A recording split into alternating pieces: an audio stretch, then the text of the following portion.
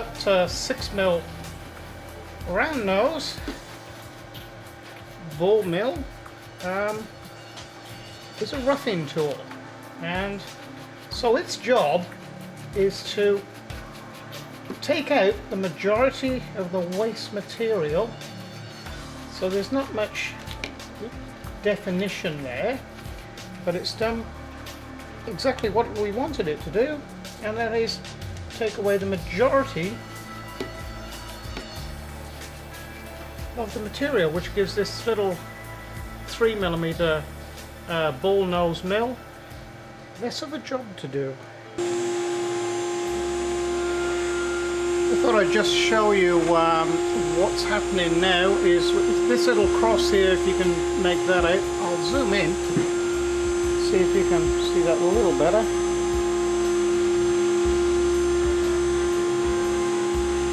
Now this is the end of the tool being taken down in, but it goes in at a zigzag or ramps down because the machine thinks that this is all solid material, so it's cutting its way down in through. So it's plunging in and cutting sideways all at the same time.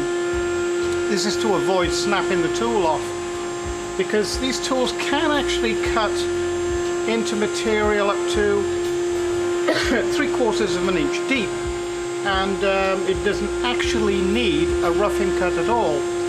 But I find that the little ball nose mills last 10 times longer if you do a roughing cut first. So this is the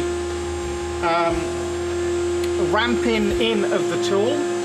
So if you hear me talking about that, this is what it actually is doing. So when it gets to this corner now, it should, I think, start to cut into the material. Now it's going to go for another go.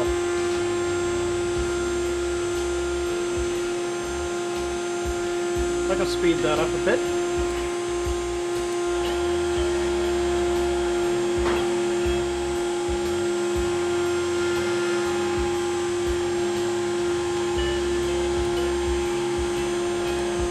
Slow it down a bit now. I can regulate the speed and feed all in the NC Studio program. You can actually hear it cutting now.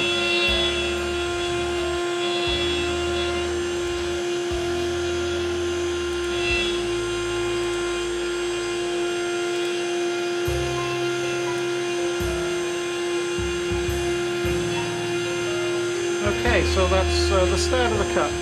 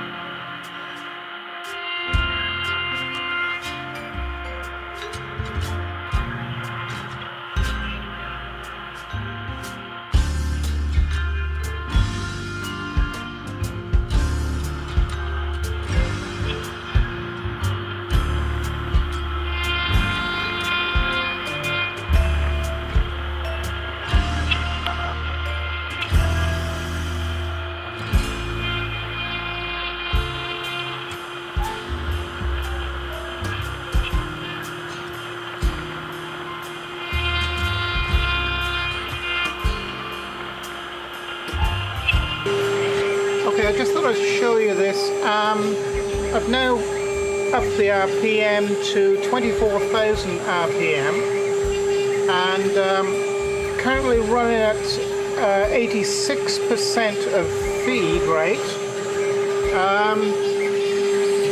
which is quite a bit quicker. Now, the feed rate that when I wrote the program was 80 millimeters per second, So that's 80 millimeters, not actually in a straight line, but that includes the up and down movements as well. So you'll see that the machine actually slows down when it comes to a rise in the Z-axis. So that's roughly, I think 3¼ inches a second of actual feed rate of the tool, cutting area. Okay, I'm just going to show you this. You'll notice there's a big gouge all the way through there into the material there, which has pretty well stuffed it all up. Now what happened was my phone rang, my mobile phone rang, and the computer just went stupid. Now what I can put it down to is here is a radio link to the router which is inside the main house.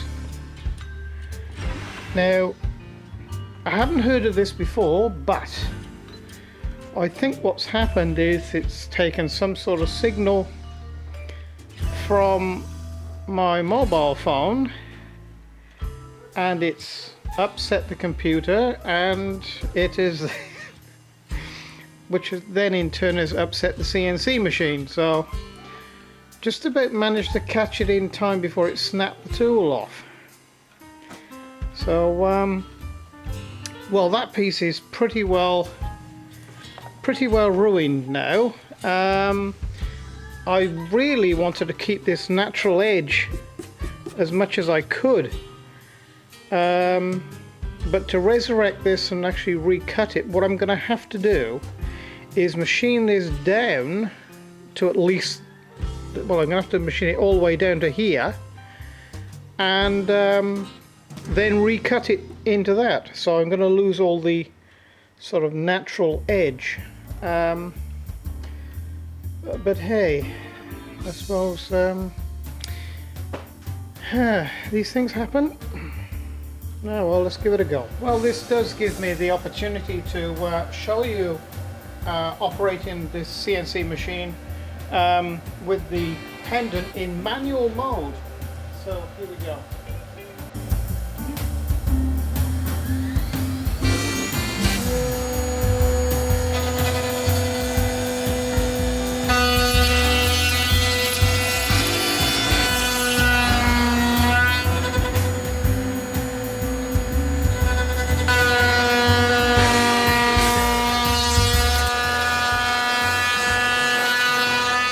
You don't have to write a program every time you want to use it. You can actually do it by hand just by selecting X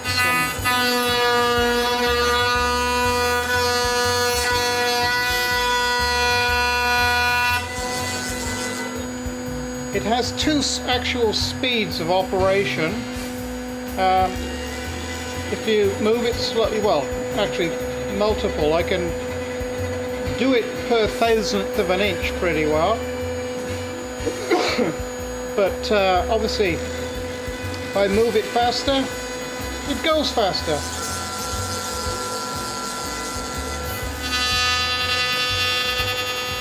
Change the wires.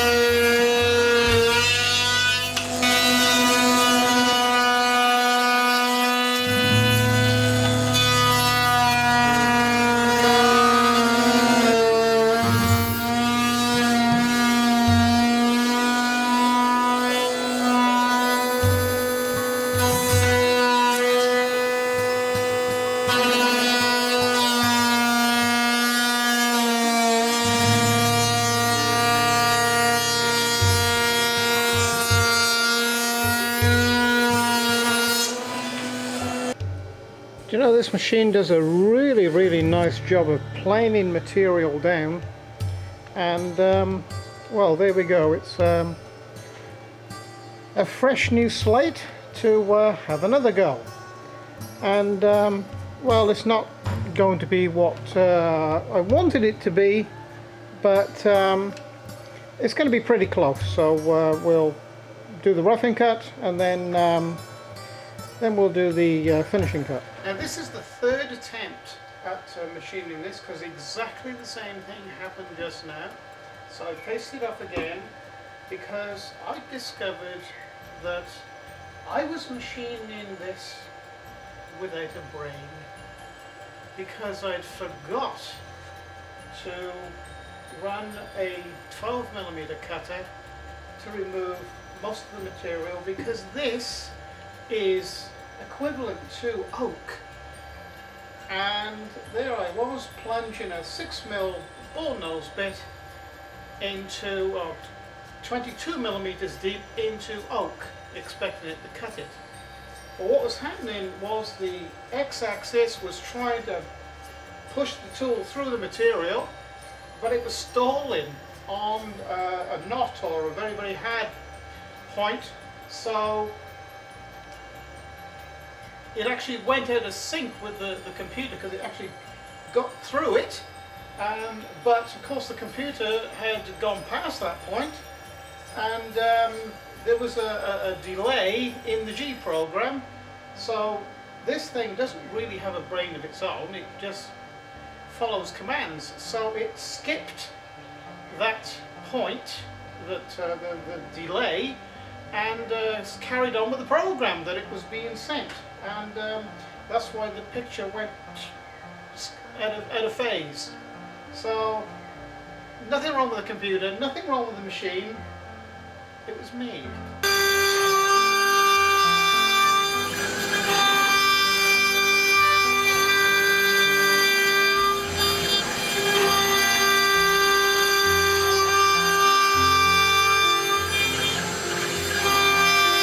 Well, I thought we'd solved the problem, but we obviously haven't. If you notice, the machine's gone out of sync again, and it's broken through the side, and now it's completely ruined this, and I've just found out the reason why. Either the bearing in this end of the x-axis, or that end of the axis, or indeed the ball screw bearing in there has got something happening to it, because I heard a bit of a crunch, and the x-axis locked up, then started moving again. So it's obviously I've got a bearing problem. So it looks like I'm going to be stripping the machine down to find out exactly how to repair it. So this thing's out of action for a little while.